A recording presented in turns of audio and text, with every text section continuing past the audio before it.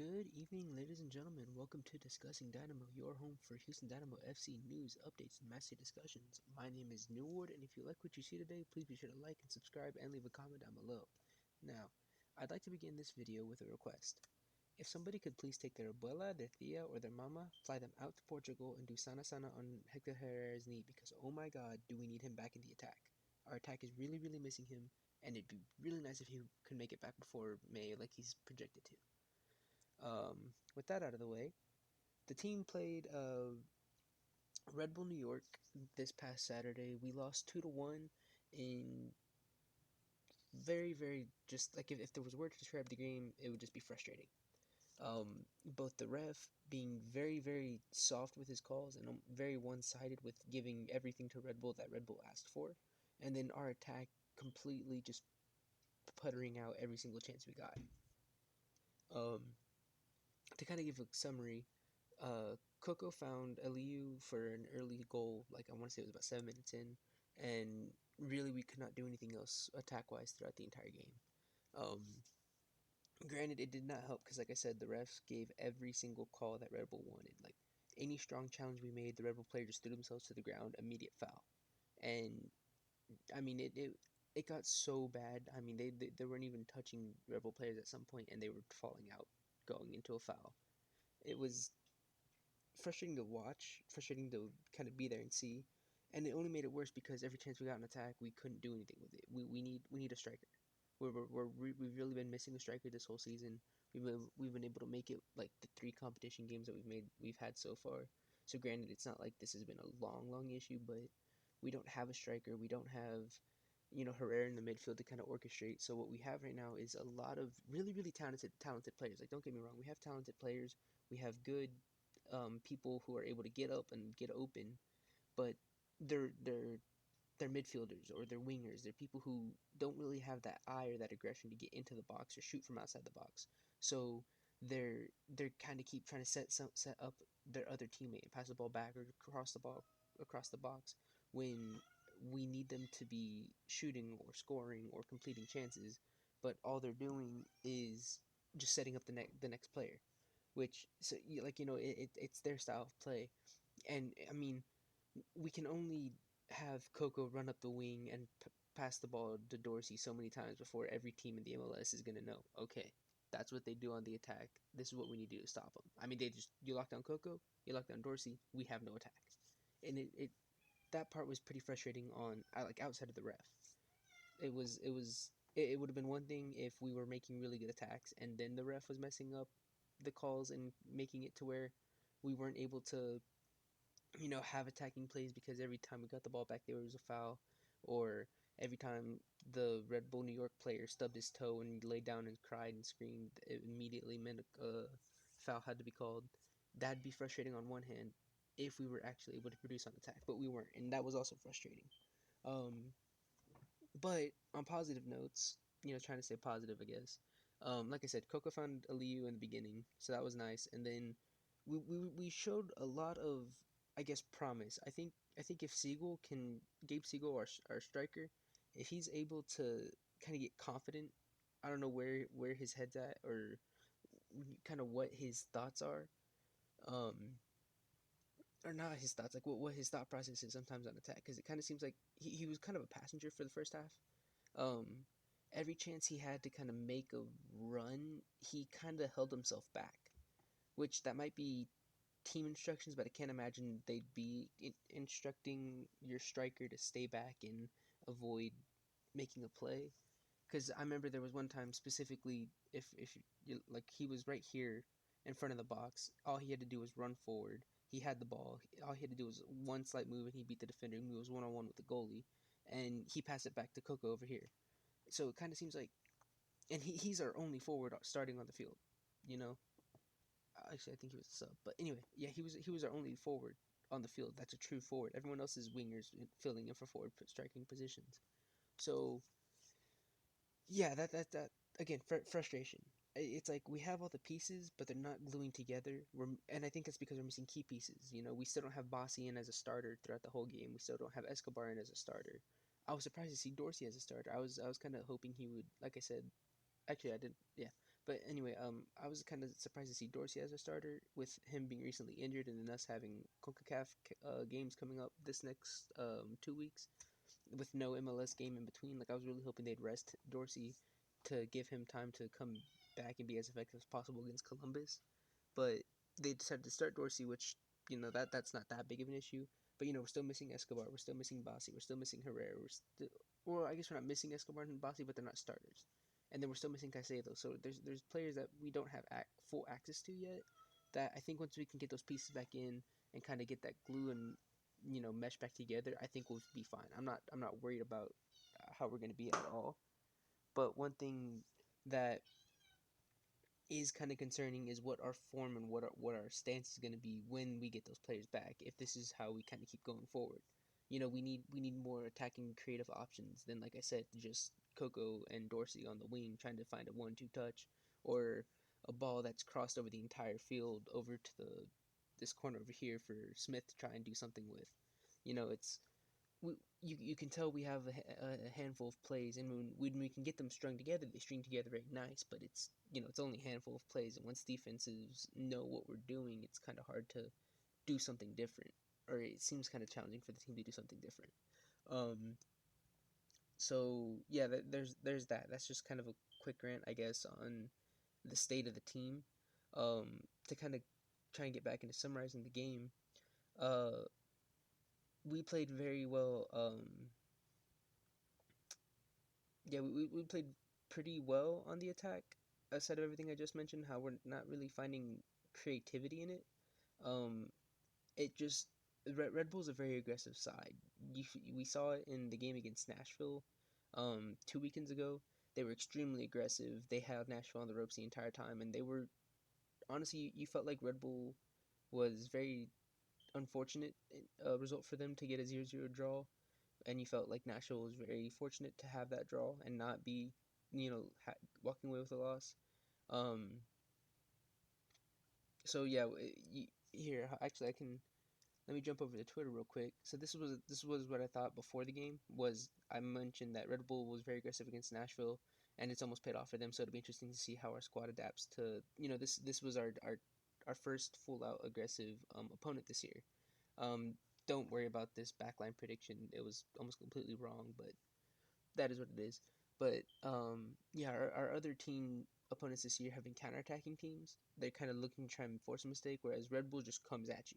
Whenever they get the ball, they're coming at you. They don't even need to have the ball to be coming at you. Kind of in the way we play, actually. It was kind of interesting to see.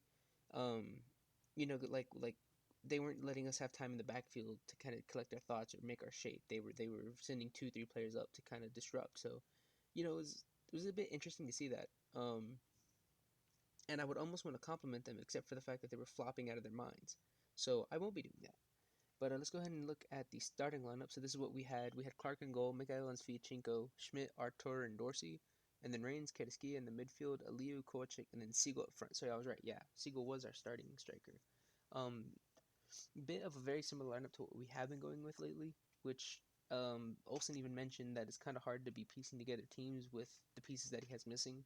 And he mentioned that it was difficult to piece together midfield with the kind of chemistry he has, where they're not used to each other yet. Reigns is still really making his return into the squad from kind of being a sub or a second teamer with Herrera being in that position really throughout most of last year. So you can't really fault it too much the players that were missing on the midfield. It's really just unfortunate circumstances, and signs are pointing that the front office is trying to make moves to sign players and sign talent back in to kind of help bolster our attack. So, we're not in a bad hole. It's just we're in a bit of a hole, and really it's not even we're in a hole. It's just Red Bull was able to, I guess, find the crack and what would the right word to be? They were able to find out our weakness and exploit it. So there was that. Um, Subs we used in the game were Escobar. He came in the second half. Smith came in the second half. Bossy and then Grey Goose. Which a point on Grey Goose, while I have it, while I'm talking about it, um, when he came in, I was kind of excited because I was thinking, okay, here is a different option for our attack.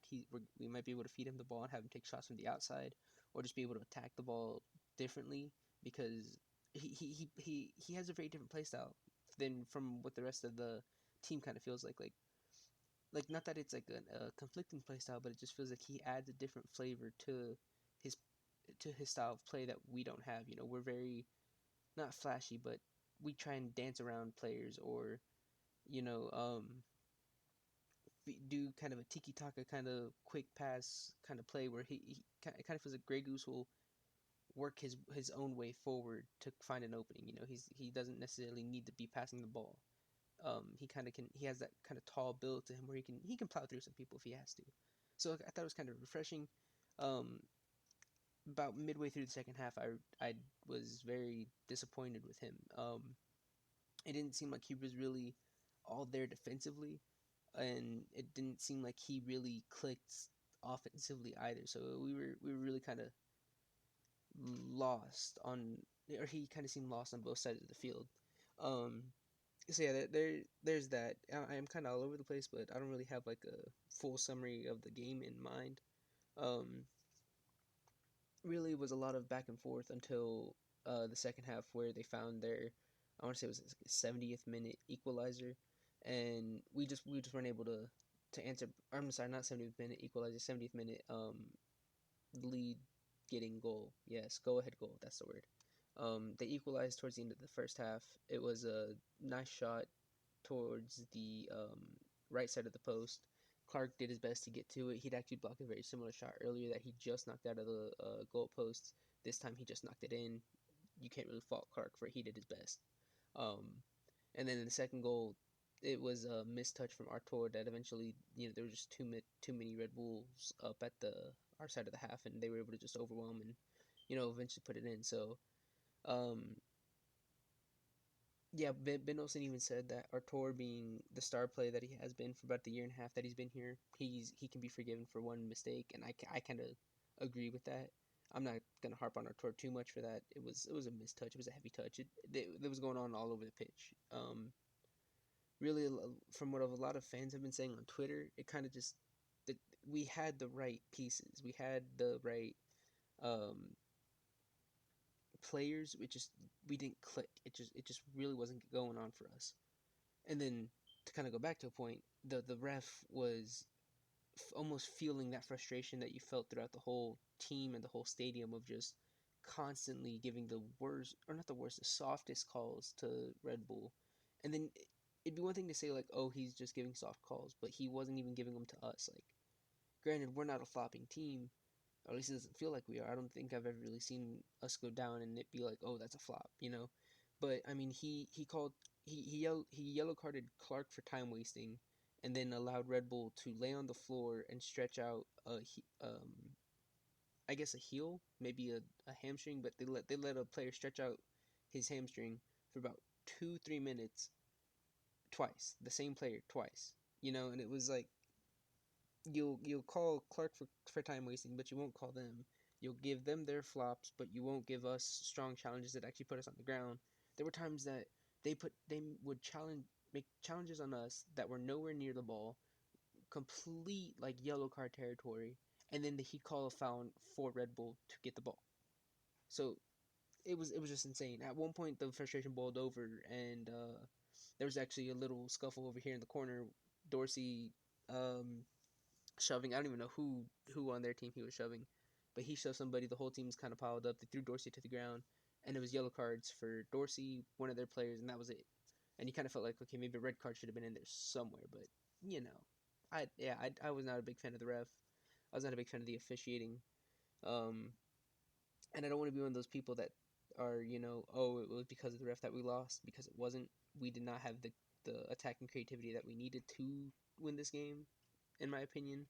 But it was definitely because of the ref that our heads might not have been fully in the game. Um, that being said, on some, I guess, late game positive notes, the team never gave up. They were constantly trying to get on the attack, so that was very nice to see. It didn't, no one seemed to be out of the game. Everyone was full sending, ready to go. It just, we didn't have the pieces and the creativity we needed to capitalize on that. I feel like if we had a good striker, if we had a true striker even, we probably would have walked away with an equalizer at least. With the way we were attacking towards the end of the game in that last like 10, 15 minutes, I wouldn't even been surprised if we were able to walk away with a win had we had a true striker or had we had someone like Herrera to kind of guide the attack. Because Artur, I feel like, has been the voice of our midfield, but he can only do so much. And then Clark's our team captain, and he can really only do so much from his box, during an attack when they're all up at the other side of the field, you know. So yeah, if we can get some of those pieces back, I'm sure we'll be fine. I'm not too worried about everything. Um, but what was I gonna say? Oh, one other good note was that the fans never gave up. It was kind of cool to see in about the last 20 minutes of the game, there were chants starting from outside of El Batallon, the supporter group, which, they're playing their drums, they're chanting, they're singing the entire game, which big props to them for doing so. But it was very refreshing to kind of see, what do you want to call it? Like natural chants start up, you know, throughout the whole stadium, and especially in the section I was sitting in, you had people starting chants that the band wasn't singing. You had, "Let's Go Dynamo" chants kind of going throughout the whole stadium, which you could see the players kind of feeding into it, and then they would play a little bit better, and then that would feed the chants, and it's kind of a going back and forth. So hopefully we were able to keep that kind of environment in the stadium throughout the whole year. Um, it was definitely something that even in the Kansas City playoff game last year, where we had almost a full sold out crowd, we didn't have those kind of chants going. We had a lot of the vibe was strong, and we had a lot of energy in our stands, but we didn't have that. We didn't have the stadium wide chant or chanting, which it was fun. It was definitely fun to be a part of. So hopefully we're able to keep that going. Hopefully this loss doesn't discourage too many people from coming back. It definitely won't discourage me. I'll be back. I'm looking forward to the rest of the season, especially the this Wednesday coming up with Columbus. I'm looking forward to that matchup. So hopefully that's a good one, and I'll try and do a full preview episode for that. But it being a midweek and work being work, I might not be able to, but I'll definitely do my best. If anything, follow me on Twitter, and I'll be doing a kind of pre-match discussion post, kind of like I did before this one. But hopefully I'll be able to do a little bit more deeper of a dive. If anything, I might do like a thread and just have all my thoughts listed out instead of like what it was against this one, where it was just one small little paragraph and that being that. Um, I am thinking of doing recordings kind of in this style while I'm talking about it of match day discussions being like maybe my pre thoughts listed out somewhere. I'll try and do a better summary of the next game and then my post thoughts listed out somewhere. But we'll see how this goes. I'm still trying to figure all this out. Um, so yeah, those are my thoughts on the game. We attacked well. We just did not finish well, so it was very frustrating. And then the referee was just awful. Okay, yeah, the referee was just god awful. Um, so yeah, we'll go ahead and go through for player ratings right now. Clark, I'm gonna go ahead and give like a 7. Like I said, you can't fault him for the first goal. Second goal, you can only do so much against that many Red Bulls down at the end. So yeah, just a 7. Not too bad of a game whatsoever from him, but not an outstanding man wall on the goal. That he has been in the past couple games, which you almost feel like you know that you can't fault him for not needing to make the reflex saves that he has been, but there was no Superman showing from him, so yeah, I'll give him a nice 7. Mikhail, I'll give an 8 because there was Superman showing from him. There were several times where he was the last man in the defense to get there. It's just sticking a leg out, just making a last challenge. Being Mikhail, basically, being the dude in the back line that he has been all season long so far. So yeah, Mikhail, I'm gonna go ahead and give an 8. Sviatchenko, I'll give him a 7 as well. He did pretty solid defensively. Um, at least from what I saw, I didn't see too many mistakes, and he didn't seem like he was letting people get one mark or anything. So yeah, I'm gonna give him a 7. Moving up a little bit, talking about Schmidt. Now, if you see my other videos, I'm not the biggest fan of Schmidt. I think he's kind of our weakest link defensively. I did not see that from him this game. He was actually extremely solid. I owe Schmidt an apology if this is the form he's going to take throughout the rest of the year. Tate Schmidt, I am sorry. Whatever you did, keep doing it. I think he actually did pretty solid. There were a couple times where it felt like his mark kind of was able to advance a little bit more, but they weren't able to do anything with it. So, yeah, I'm going to give Schmidt a nice 7. I think I've been giving him 5s and 6s in the past, so I think this is definitely an improvement. I would like to see more from him. If he keeps playing like that, I have no problem with him being in our starting 11. Dorsey, honestly, Dorsey did not have the best game. Not for lack of effort, never for lack of effort with him, but I'm gonna go ahead and give him a 7 as well. Um, he kind of just was locked down, so you can't really fault him for that. The defense, like I said, like they knew it was going to be Coco to Dorsey on the wing, so they just had someone either blocking Coco, blocking Dorsey, or blocking the pass that was inevitably going to come from Coco to Dorsey. So can't really fault Dorsey for that. Um, Defensively, Dorsey did his job, so yeah, I'm gonna give him a 7. Artur, I'll give a 7 as well. Like I said, for me, it kind of feels like he's the one kind of pushing the attack forward, kind of leading, I guess, being the voice up there during attacks. Um, but nothing too bad, just one bad touch, which again, he's been solid for us. I can let that slide for one game, so yeah, I'm gonna give him a 7 as well. Reigns, I'm gonna go ahead and give a 7. Kind of general theme coming along here, if you haven't noticed. I thought he was he's definitely adjusting well into his role, but he still kind of seems like a not quite passenger, but like he's a body. You know, he gets given the ball, and you know he's not going to go forward. You know he's going to find the next pass, which okay, that's not too bad. But you know, it'd be nice to see he doesn't have that. I guess it's because his role specifically is he's replacing Hector Herrera right now, and Herrera could have gone forward if he needed to. You know, you don't see that kind of aggression from Reigns, but he's young, so it's okay. I'll give him a 7. Coco, I'm gonna give an 8. Um, a lot of creativity in his movements, but again, they locked him down. He couldn't do too much with it to kind of answer for it. So yeah, I'll give him an 8. Um, Aliu, I'll give him a I'll give him a 7 as well. One thing I did want to talk about was that I think Aliu probably should have been subbed out maybe minute 70, because I mean he was gassed. He was walking. He you could tell he was winded. He was still fighting. Don't get me wrong. He was still fighting, but he needed to probably be subbed out. And he wasn't. He played the whole 90 minutes, but I think maybe if we had subbed him out instead of I believe it was Kovacic that got subbed out, or was it Siegel? But I think if we had subbed out Aliu to kind of have somebody else, some fresh pair of legs in his position, it might have been a bit different. But that goes into speculation, and I can't help anything there. Kovacic, I'll give a 7 as well. Um, Good, just aggression up there, playing where he could, couple good shots, but you know can't do too much for being where I guess given the situation of the game. And then Siegel, I'm gonna give a 6. I think he was really just a passenger this game. I would like to see more from him. I have faith that we will see more from him, but I just that was not the greatest game, the greatest amount of effort from Siegel. Subs Escobar, I'll give a solid 8. He came in, he did his role defensively.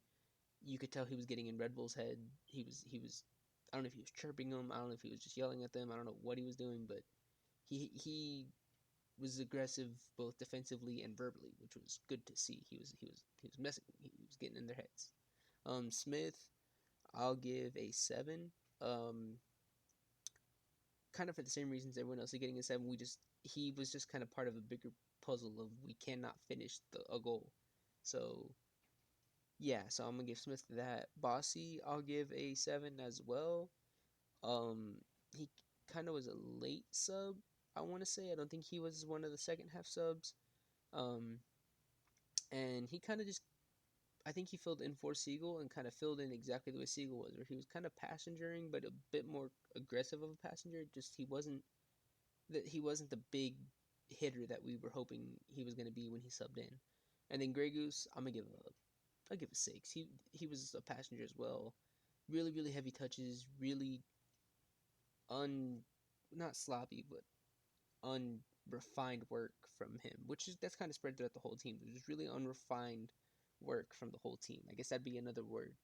Yeah, that'd be two words to kind of leave off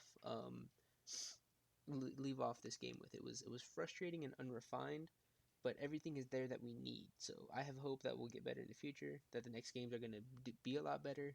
Um, but yeah, so that's what I have for this game. Some small notes. The reason I keep saying it's gonna be better and everything, it's floating around Dynamo Twitter right now, not confirmed. So I'm not gonna make this like a news break or anything like that. But it is floating around that we are going to be signing new players soon. It's been said that they're going to be very high impactful players, forwards, and even a young designated player. So, designated player is someone who can be signed outside of our salary cap. I think we're allowed three per season. So, and I think currently we don't have any because of Sebas being out and a couple other people being out. So yeah, it'll be refreshing to see that. While I'm mentioning Sebas, I just thought about this. I have no idea when he's coming back. He would also be refreshing, and I can't believe I'm saying that. I was not looking forward to him coming back whatsoever. But now that we've gone this long without a striker and it's starting to show, I'd even take Sebas at this point. I'd be happy to see Sebas back. Um, but yeah, so that's kind of what I have for that.